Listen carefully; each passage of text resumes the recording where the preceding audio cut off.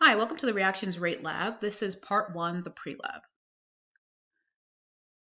So during this Reactions Rate Lab, you're going to investigate some of the factors that affect the rate of chemical reactions. The purpose of this PreLab is to help you review those factors and to help prepare you for the analysis section of the lab. During this PreLab, you'll be asked several questions, and you're to use your knowledge and your notes to help you answer the PreLab questions. If you get a PreLab question wrong, or if you don't understand it, it's super important that you do the following. Pause the video, think about the answer or the explanation that is given, and make sure that it makes sense. Then you can go back and correct it. And the reason why you want to make sure everything makes sense is because, again, this is to help prepare you for the analysis section. So if you don't understand these PreLab questions, then you may struggle in the analysis section of your lab. Okay, so let's begin with our first CFU. Reaction rates, or the rate of the reaction, describes how fast or slow a reaction is. During this lab, we're not actually measuring the rate. What we are measuring is the time it takes for the reaction to complete, also known as the reaction time.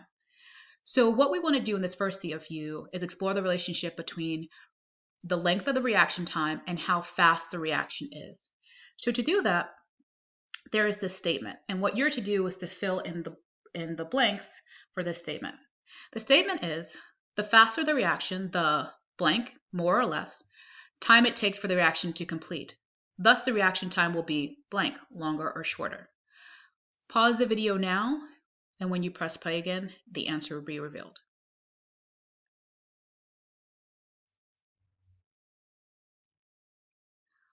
So here is the answer for CFU1. The faster the reaction, the less time it takes. So if a reaction is really fast, it's not going to take very long for it to complete.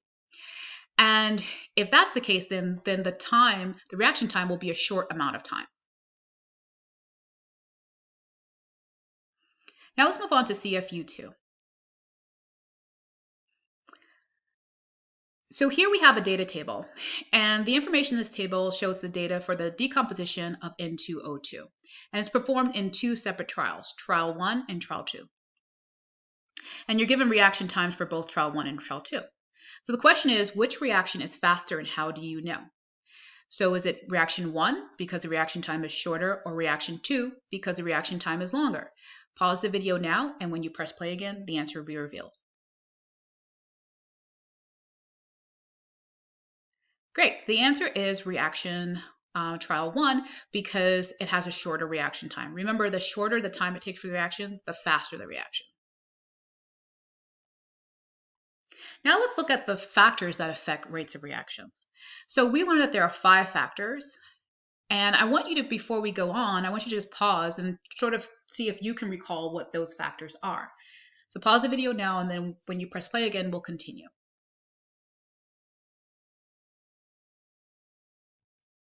So here are the 5 factors. First is concentration, or the amount of the reactant. Second is temperature, how hot or cold the reaction is. Next is surface area. So if you're dealing with a solid, if one of your reactants is a solid, are you using a big chunk or are you breaking it into smaller pieces? The next one is agitation or stirring. So if you're stirring or mixing it versus not, and how fast you're stirring or mixing it. And finally is catalyst, or also known as an enzyme. This is something that's not a reactant or a product, but you can add it to a reaction to change the rate. So on to our next CFU. For each of the factors, I want you to identify the condition that would increase the rate of the reaction. So under what conditions would the reaction be the fastest? So for example, for concentration, if you want a faster reaction, would it be a higher or lower concentration? So whichever one's going to give you the faster rate is the one you choose. Pause the video now. When you press play again, the answer will be revealed.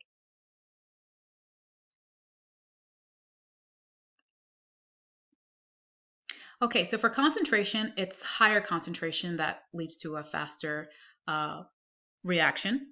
For temperature, higher or hotter temperatures are the one that lead to a faster reaction. So the hotter the temperature, the faster the reaction. For surface area, if you use smaller pieces, it increases the rate of the reaction. For agitation, stirring increases the rate of the reaction versus no stirring. And if you stir it faster, it will typically increase the rate as well. And then for catalyst, using a catalyst increases the rate of the reaction.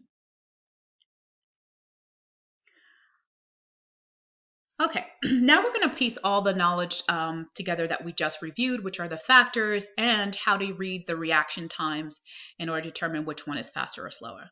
So for this next CFU, it says the data below shows the reaction time for the decomposition of N2O2 for 2 different trials.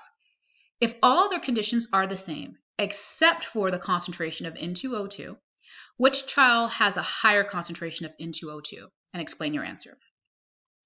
So to help you with this, there's sort of this, again, statement here. You're going to fill in the blanks as appropriate. But what you want to think about, first of all, one, a higher concentration of N2O2, will that lead to a faster or slower reaction? Second, using the reaction time shown here, which trial is faster, which one's slower? All right, pause the video now, and when you press play again, the answer will be revealed.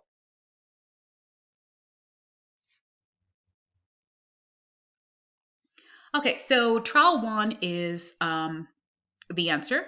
And the reason why we know that is the higher the concentration, the faster the rate of the reaction.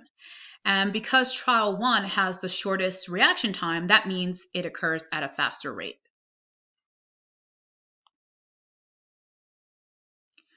All right, here's our next CFU. During the first trial, the reaction took place at a temperature of 50 degrees Celsius. If all other conditions except for temperature are the same, what could be the most likely temperature of the reaction for trial 2? So what this is saying is for trial 1, the temperature was 50 degrees. And based on which one's faster or slower, what could be the temperature for trial 2? So once again, you want to look at the reaction times, figure out which one's faster or slower, and then choose the temperature that would lead to that would align with whether or not trial 2 was faster or slower. So pause the video now. When you press play again, the answer will be revealed. Okay, the answer is A. Trial 2 is slower. We know that because it has a longer reaction time. And because it's slower, it must take place at a lower or cooler temperature. And the only answer that matches that is 25 degrees Celsius. It's a lower temperature than 50 degrees. All right, last pre-lab question. So let's say a third trial was performed of the reaction under the same conditions as trial 1. So trial 1 and trial 3 have the same conditions, except for trial 3, a catalyst was added, and there was no catalyst added for trial 1. What would be the most likely reaction time for trial 3? So once again, you want to think about what happens to the rate of the reaction when you add a catalyst. Does it make it faster? Does it make it slower? And how would that impact the reaction time? Pause the video now. When you press play again, the answer will be revealed. The answer is C. That's because when you add a catalyst, it increases the rate of the reaction, thus making it faster. So if trial 3 is faster, it must have a shorter reaction time than trial 1. And the only one that has a shorter reaction time than trial 1 is answer C. All right, so that is it for the pre-lab questions. Remember, this is to help you with the analysis session of your lab. We're going to move on now to part 2, where we collect our data for concentration versus time.